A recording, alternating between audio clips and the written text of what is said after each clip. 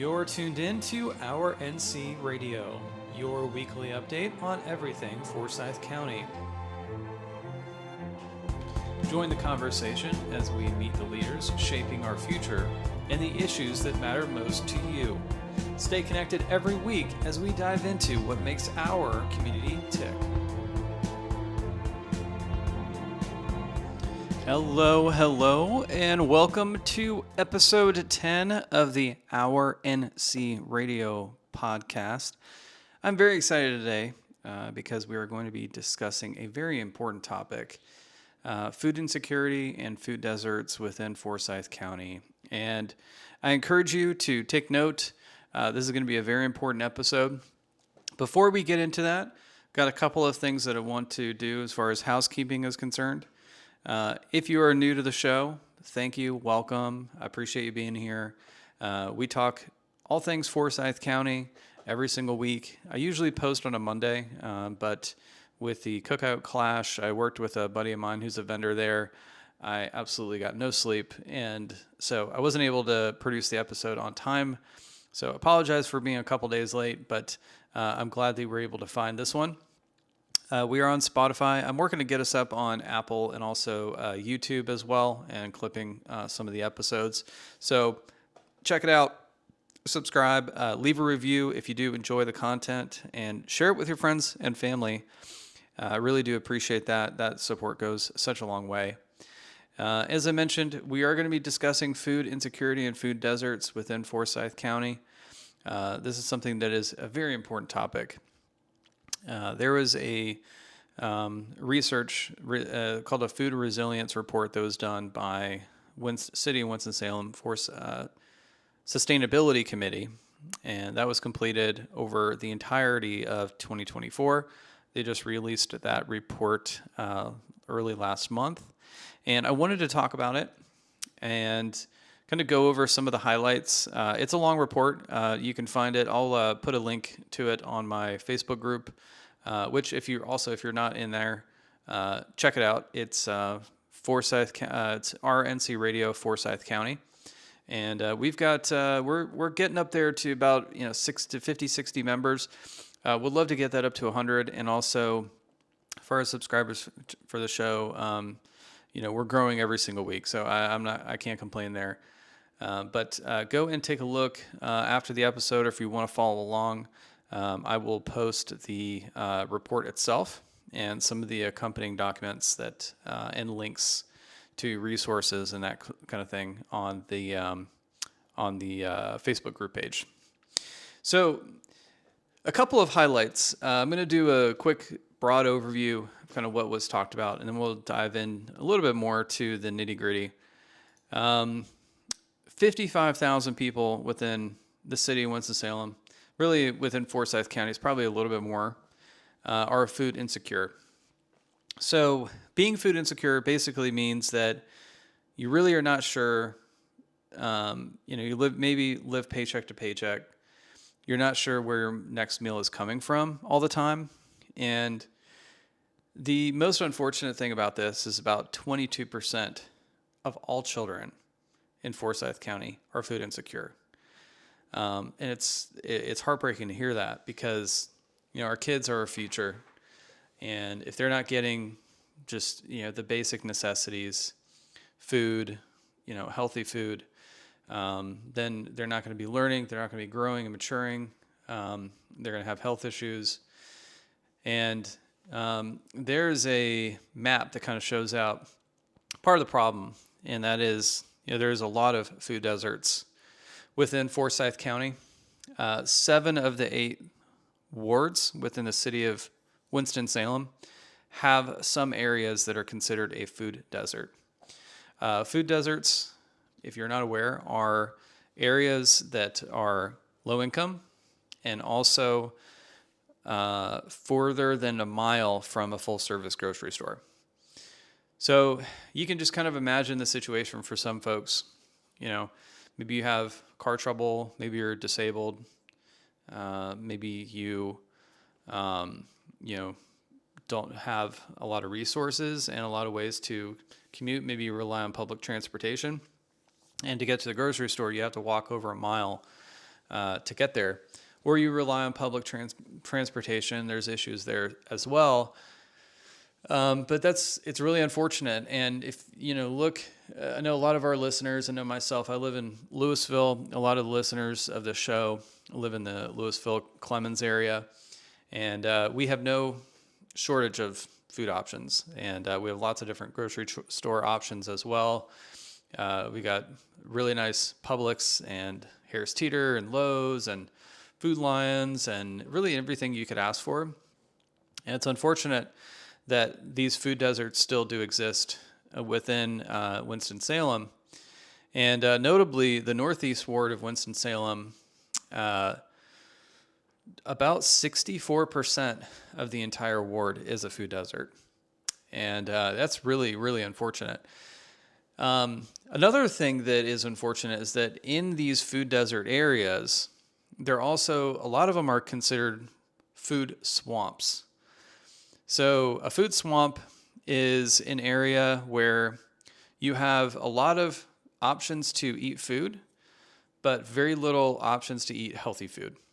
So we're talking about fast food mainly, quick grab and go, like a convenience store.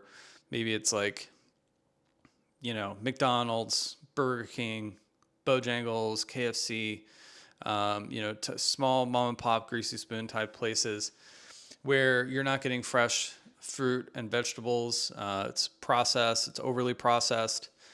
And, these fast food chains, they tend to congregate in low income areas because a lot of people that are low income, like if they need to feed, a family and they're very tight on time, a lot of times they will unfortunately go to some of these places for sustenance and, spend $10 at Wendy's and you can get a sandwich or have some kids split chicken nuggets or something and you can feed your family. But it's really unfortunate because they're not really getting the nutrition they need. They're getting some food. Sometimes it is filling, but you're not getting nutrition. And again, that just leads to nutrition deficiencies. It leads to health problems. Our country, just as a whole, is very unhealthy. And I know I'm getting a little bit off topic for Forsyth County, but it's definitely relevant. But we have a lot of people that are diabetic or pre-diabetic within the area, really in the United States in general. And it's not going anywhere. It's actually getting a lot worse. And being in a food desert and being in a food swamp is probably like the worst, the worst situation to be in. Let's say, you have a medical emergency, you can't afford, to travel and drive around and, spend a lot of money. And so you end up, buying fast food, or you end up with really little options. And so those are some of the challenges. And, what is it that, we can do to kind of help in this stuff? There's a lot of things that people are struggling with. And I'm going to get into some of the solutions that were proposed in this food resilience report. I also want to touch on a couple of other things that are not just like food desert and food swamps. There's a whole array of challenges, and for anybody that is familiar with this type of stuff, maybe you're a volunteer or you work with organizations that help out in these type of situations, but there's a lack of transportation for some of these low-income areas. One thing that was brought up when the Sustainability Committee was mentioning this to the council is that the current bus, the public transportation, the bus routes don't allow more than 2 bags on the bus. So that's even, it's kind of unfortunate because you may be able to get to a store that's 2, 3, 4, 5, 6 miles away from your home. But if you can only bring 2 bags at a time, it kind of makes it, very difficult for you to be able to get groceries for a full family. So obviously there's some issues there. Also, the demographics of folks that are food insecure within Forsyth County, it really does affect a lot of the folks that are marginalized communities, like our Hispanic American, Latino population, African American populations. We have flipped, but we have more Hispanics than African Americans that are that qualify as food insecure right now. It's like 43% of those food insecure people are Hispanic, and then 35% African American, and then 11 or 12% white.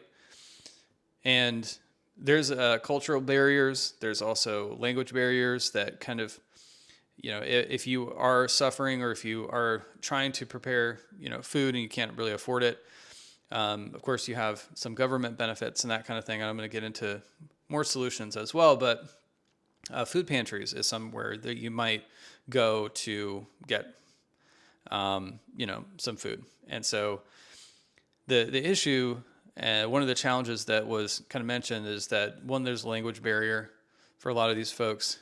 So lack of understanding, but also cultural differences kind of make it difficult for folks to prepare the same food. So something that I might, eat, like spaghetti and meatballs, or, chicken with like some potatoes and veggies and that kind of thing. Some folks from different countries or folks that have like different cultures, they may not know how to prepare the same food we do, and vice versa, right? Like, so if I was living in, a foreign country, in another continent or something like that, and I went to a food pantry and there's all these foreign ingredients, I had no idea what to do with them all, then, that could also pose its own challenges. So I feel like there's definitely some solutions to help with that part of the issue, but it also highlights that food pantries themselves don't necessarily fit every single need for these people.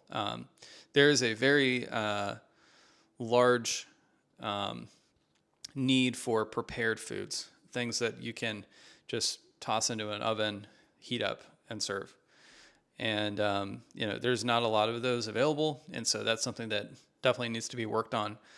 And really the purpose of me kind of talking about all this is just to kind of bring awareness to the issue. I feel like it's definitely something that, folks, it's going to affect us all. And I'm sure that it has affected a lot of people at some points in their life. I know for me personally, I've definitely been in this camp. Growing up, did not have a lot of money, definitely went to food pantries, relied on assistance from churches, was in some programs and that sort of thing. We didn't actually qualify for SNAP benefits most of the time, but yes, this is definitely something that kind of speaks to me as well.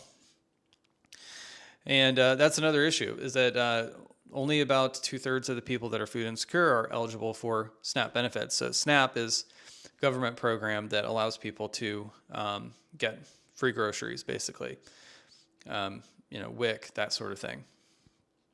And some of the other things that are contributing to this is, obviously rising costs of food. And we're feeling that regardless of where you live. I went to the grocery store yesterday, and the cheapest dozen eggs was like $5, $6, and it's just kind of insane. And if in the future tariffs are imposed on Canada and Mexico, I looked at the tomatoes, a lot of the produce, most of that stuff is unfortunately coming from our neighbors. And so that's going to even more emphasize and exacerbate this issue. So rising cost. Also, land loss of farmland, agricultural land. I feel like watching these council meetings, every single time I feel like I hear of a zoning request to, a farm's got sold and they want to chain it into a development. Well, eventually, with less and less farmland, you're going to have to come up with more creative measures to produce food. And there are definitely some solutions when it comes to that. But in general, we're producing less and we're importing more. So we're less resilient.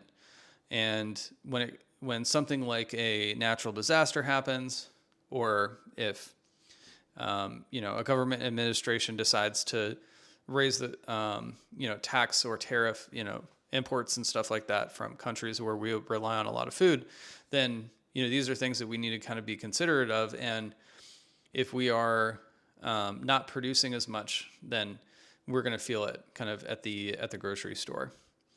So that's another thing, is that within Forsyth County, 78% of all of the food that we eat is imported. That's a massive, massive number. And another thing is like, we produce a lot of food here in Forsyth County.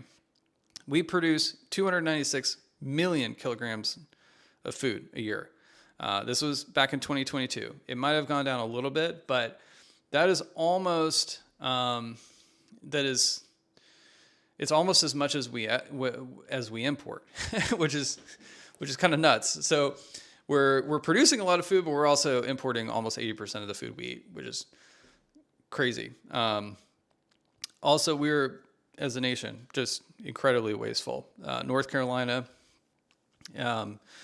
tossed about 2.7 million tons of food a couple of years ago. That's when the last study was done statewide. But I know, just even in my own, and we don't do it on purpose, but I know in my own experience, like, you go and you get you get a couple of things of lettuce, and you realize like 2 weeks later that they haven't touched it, haven't touched one of them, and you're like, dang, I got to use that. Or you end up throwing it out, right?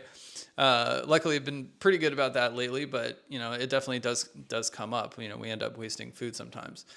And so that's another reason why a lot of people tend to gravitate towards like processed foods, which is, unfortunately not nutritionally as viable as, fresh fruit and veg. So how do we combat this? How do we come up with some solutions together? Well, I know of me personally, I immediately had an idea, and I'll kind of get to my specific idea at the end of this. But I do want to talk about some of the great organizations that are doing work in this area. For those of you that maybe don't have, feel like you don't have the time to get directly involved, and you want to maybe financially contribute to one of these organizations, or you want to show support, I'm going to leave some links in the Facebook group, but also I'm going to shout out a couple of them. Before I do, I want to get a word in from this week's business feature. I was able to sit down with Alyssa with Elysian Aesthetics. And so I'm going to play a quick interview I did with her, and we will come back with the rest of the solutions and some final thoughts on the food resilience report after this.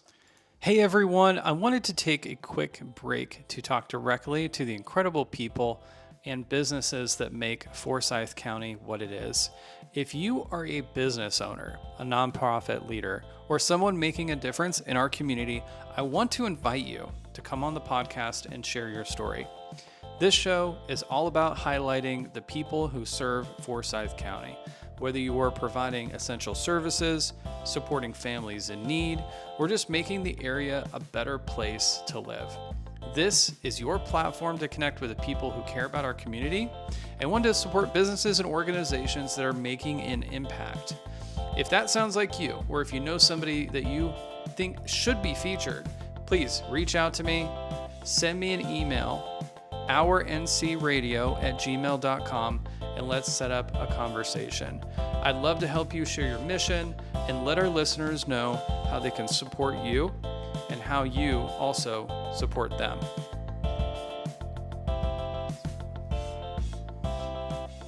All right, so I am joined by Alyssa. Yes. Nice to meet you, by the way. You too. Yeah, absolutely. Hanging out in your studio today. Got a chance to come up and check it out. You're right here in the middle of Louisville, which is fantastic. Talk about the business. Like, what is it that you do? Maybe some of the differences between, going to another studio and kind of what makes you Sure, yeah. unique and kind of what has kept you in business. Okay, so I'm a solo esthetician and owner of Elysian Aesthetics and Lash Room. This is my 1 year anniversary actually, as of January this year. And Congratulations. thank you so much. And yeah, I just have always wanted to have a space that everybody can come and treat themselves to some self care. The middle class working mom to the stay at home mom who, that's basically a full time job too. And I want everybody to be Word. able to afford it. So as far as price points go, I like to be kind of like that middle ground. So everybody has the opportunity. Yeah. So not the most expensive, not the cheapest. You know, Right. you're obviously Yeah. doing quality work. Right. I did notice that there's one person can come in here, so it's a private. Yes, I am Definitely appointment approachable only. Yeah. appointment only. But it's that's probably one of the benefits of like coming and seeing someone like you. You're not in a hustle bustle like clicky kind of atmosphere. Anybody can come in at any time and Yes. not feel like intimidated or anything like that, which is awesome. Yes. And I have a senior in high school, so she doesn't need me as much anymore, which is really sad. So I have very flexible hours. So I can do, if you drop the kids off at school and want to get here before you pick them up, I'm your girl. If you need to come after 6, I know that is something that I've run into with booking my own self-care appointments. A lot of places are 9 to 5, Right. closed on the weekend. And it made it very difficult for me to even treat myself. So I like to be able to, I work on weekends too, Sundays, everything. Very cool. So, somebody maybe that has not ventured into this space, I'm gonna confess I have not personally. So, what are some of the benefits of the things that you do? Talk about maybe the most common things that you're doing for people. Okay, so I have been doing event makeup, weddings for 17 years, and I got into doing lash extensions because I was getting lash extensions and it made me feel really pretty. It was, you lay down for 2 hours, you could take a nap and wake up and just feel beautiful. And it cut my getting ready time in half. And that's probably where I have my most like loyal clients that come, you know, every 2 to 3 weeks. And I have some that have been here, 5 years at this point. I have recently started doing, as of last year, facials. So I also, with a 17-year-old daughter, don't like that all of the youth of America is getting Botox. And I worry about the long-term, Right. damage that they might be causing. And it's a lot of money to be putting into your face when you're still growing. Yeah. Yeah. So less is more is my approach. And I don't have like a certain retail brand. I use what I like. I customize everything per, your skin type and your skincare concerns.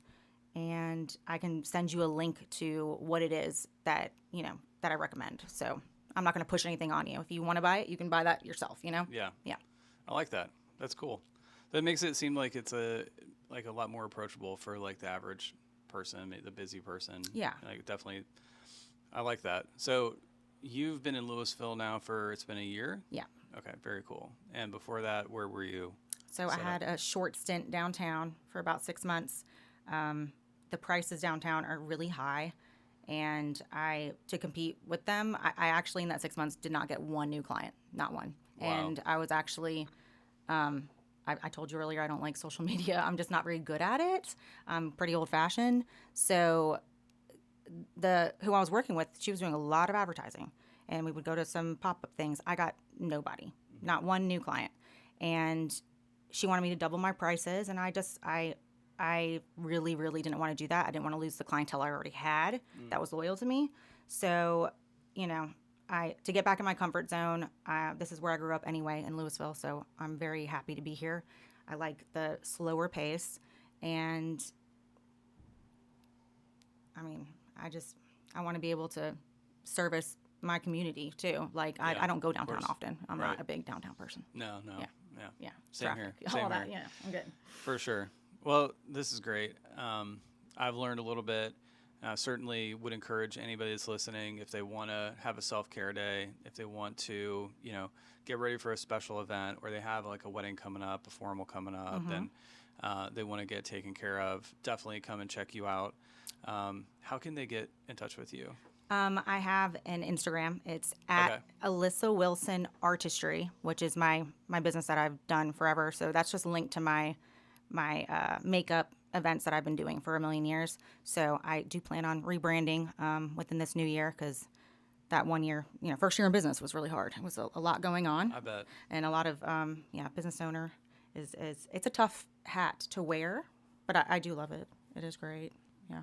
Awesome. Well, congratulations Thank on you. a year. Thank you so much. Thank you for coming on the podcast and talking about your business. And Yeah. I hope that everybody listening, at least if they're not going to book you for something, at least go and check out the social media, share with friends, maybe follow along. And yeah, is there anything else you want to add? Yes, prom season's coming up, There you and go.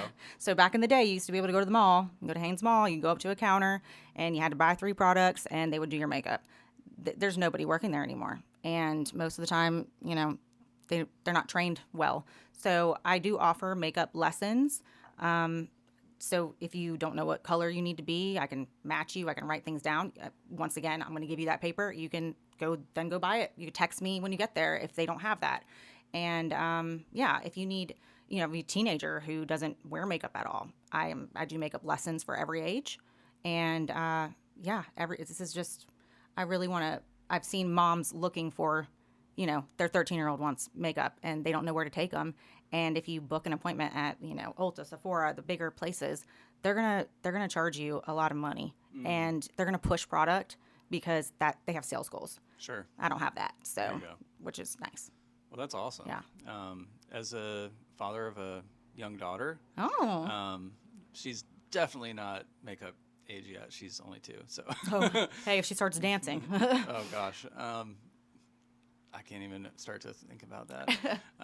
But it's great to know, Yeah. and I appreciate you sharing that, Yeah. and I really hope people do reach out and support your local business, and I hope it does really well for you. We'll Great, thank hopefully you. catch up with you in the future and see how things are going. yes, and my cell phone number's on my Instagram. Perfect. Like I said, I don't check DMs often. Okay. So text, call me. That's the best way to reach me, and I will get back to you literally within a couple hours. Sounds good. And I'll put all of that in the link to the podcast as well. Awesome. Thank you so much. Yeah, of course. Have a good one. You too. Awesome. Yes. Thank you so much to Alyssa for sitting down with me and letting our listeners know a little bit more about her business. I did not know that. I didn't even honestly, I didn't even think about a teenager, like a teenage girl going to get Botox. That's wild to think about. That I guess that does happen nowadays, but before you do anything like that, go see Alyssa. She knows exactly what she's doing.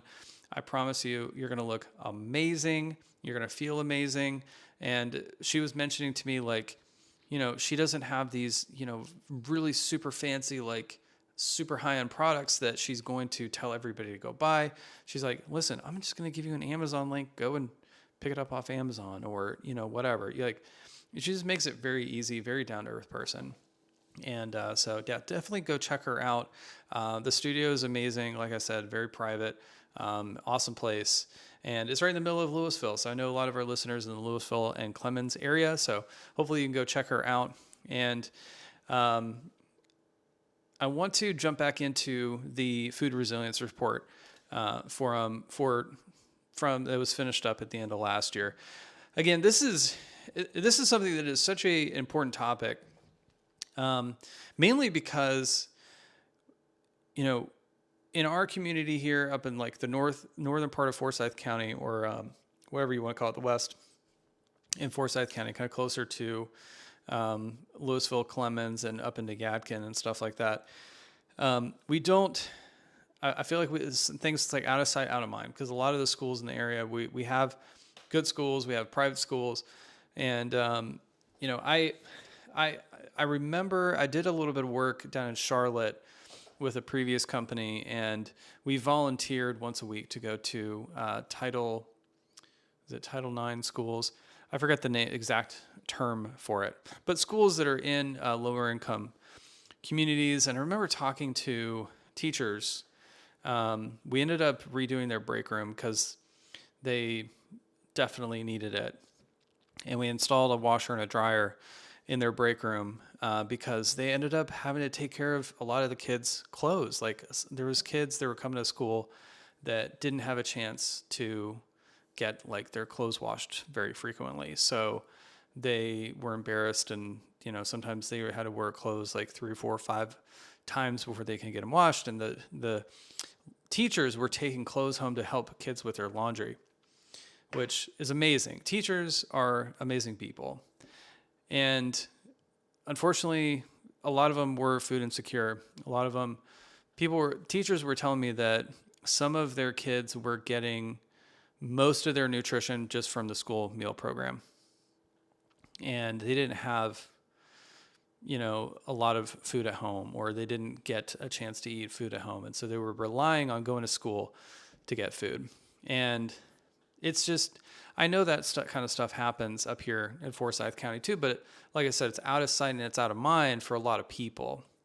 So I'm really glad that they did this report because it brings this top of mind. And I hope that if you're listening to this and you have the means to get involved to help solve some of these issues, that you do, or you consider doing it.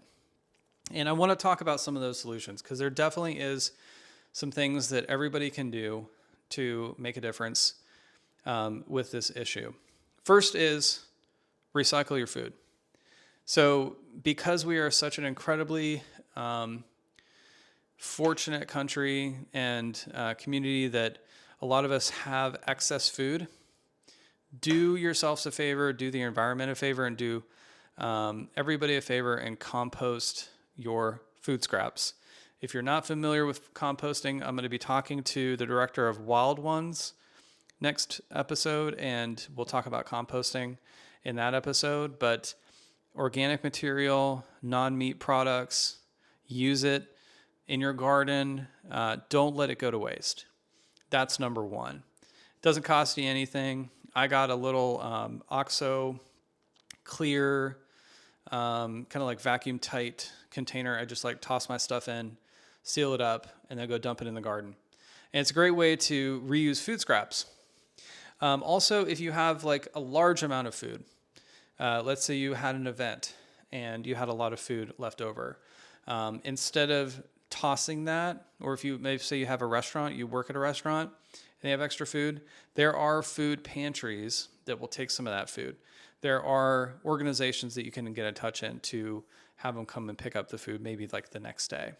So definitely let's do that. Let's make sure we don't let stuff go to waste.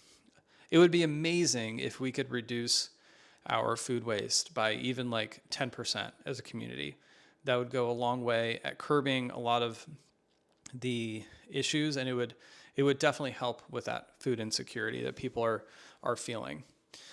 Transportation improvements. So this is a big one too. So in food deserts, the fact that you've got people that have to walk to go to the grocery store and they don't live within a mile of the grocery store. So they're walking maybe 2 miles, 3 miles.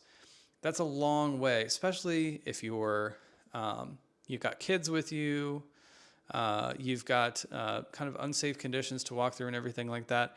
Public transportation definitely plays a big role in getting food from point A to point B, but also, volunteering to maybe pick up a grocery order for someone, or do like a little shuttle for some folks. I'm not sure if there's any churches, and if somebody wants to correct me on this, I'm not sure if there's any churches or neighborhood organizations that are doing that sort of thing, but I think that would be really great. There is an opportunity for us to take a look at policy within City of Winston-Salem to allow for people to bring on more than one bag, more than 2 bags. And that would definitely help with folks that take a bus to go to the grocery store. They wouldn't have to take multiple trips. A lot of people, maybe they're working 6 days a week. They only have one day. If you have to take the bus to go to the grocery store like 2 or 3 times to get everything that you need, that really just consumes a lot of other stuff, a lot of time, and limits you on what else you can do. So that's another thing. There's programs that are currently around in that area that are serving that part of the community, those food deserts and the food insecure within Forsyth County. And I want to shout out a couple of them. And I'm going to have links to these as well. And I'm going to have a link to the entire report too. So you can read all of this. It's over 100 pages long. So I'm giving you the Cliff Notes version for the most part, but kind of adding in a little bit of my own stuff. But KP Hydroponics, that is a indoor growing facility that supports growing like fresh fruit and veg, and it is serving that area of the community. There's also the Winston-Salem Urban Food Policy Council. It's a city advisory committee of like 9 members, and they are the ones that are tasked with initiating and promoting actions that increase food access in the city of Winston-Salem. And particularly, they emphasize activities in the urban core of the city. And so they do advocate for new policies, sustainability, equitable, healthy local food system solutions to just enhance the health of citizens in Winston-Salem. Strengthen local communities, improve market opportunities, and reduce hunger and food insecurity. So fantastic. And they do have public hearings. So you can go and you can get involved. You can meet the people that are trying to make improvements, and you can work together with these folks. They're already kind of like in the weeds and getting into this type of thing. You have the farmers market at the fairgrounds. So it's one of the longest running farmers markets in Forsyth County. They have a lot of different produce and goods. It's been around since 1974. It certainly offers a lot of fresh fruit and vegetables and proteins. A lot of people come from different areas of the county, sometimes out of the county, and are able to sell their wares there. So definitely check that out. And they do accept SNAP benefits now, so EBT cards. So if you are somebody that wants to get, local produce, this is a great option for you. And it's every Saturday from 6 to noon. There's a couple of things that I had in mind, and this is not in the Resilience Project, but I'm a member of an HOA, and I know most of us, probably living in a neighborhood, maybe living in a community, or we have just like connections with our neighbors and stuff. And wouldn't it be cool to do like a neighborhood partnership from our neighborhood to your neighborhood? Work with locals that are to the area to find out if there's, another neighborhood or apartment community or an affordable housing community that has this need, and work with your HOA, work with your neighborhood, and say, hey, y'all, why don't we pick up this part of the food desert, the food insecure in Forsyth County, and let's all pitch in and, have 3 or 4 families from that community that we can make a meal a month for. It's not too much to ask, but it could be prepared foods. It could be something that would be easy to reheat. We could even deliver it out to them. Stuff like that, I think, would be fantastic. And we wouldn't have to get involved with other nonprofit organizations per se. It would be great to communicate and collaborate with those folks, just so we're not crossing lines or anything like that. But that's something I want to. I feel like I could do something like that, and I know there's other folks in the area that could probably do that as well. So that's something that I'm pledging to try to start.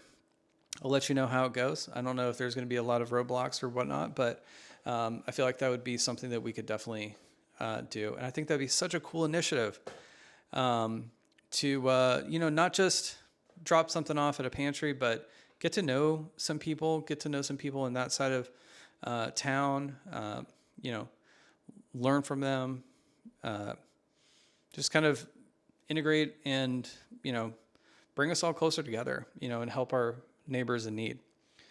Because, a lot of the folks that are suffering are not what the media wants to definitely portray, which is like, these aren't lazy people.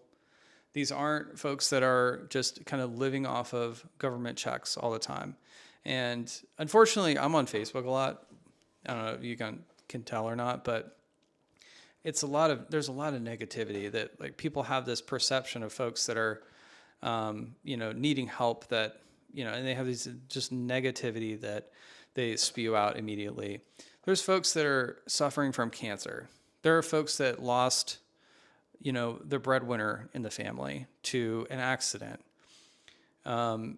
Tragedy hits and you're left to kind of pick up the pieces and you feel very alone. And, there's a lot of things, circumstances that you maybe don't know about. So please don't pass judgment on folks because they can't feed themselves, can't feed their family. They're dealing with these type of issues. They're real people, they're real issues, and a lot of this is out of their control. And certainly there are systemic things that kind of make this even worse, but we all have a part to play in the solution. And I certainly hope that, some creative minds we can get together and we can start helping to tackle the problem. It's obvious that the Sustainability Committee in City of Winston-Salem is dedicating some resources to this, and I think that's fantastic. And I feel like at Forsyth County as a whole, the greater effort of all of us, could go even further. So I wanted to make note of that.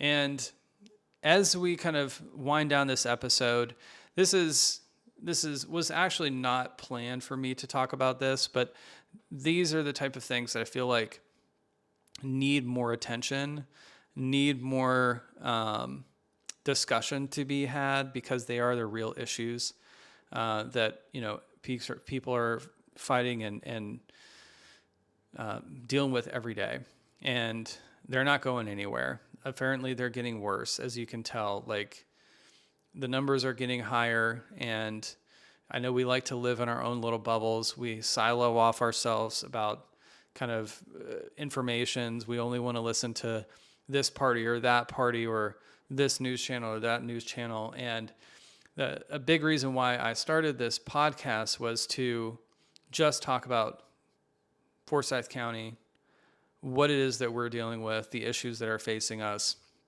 the people that are in our leaders that are influencing the decisions that are being made that shape the community moving forward.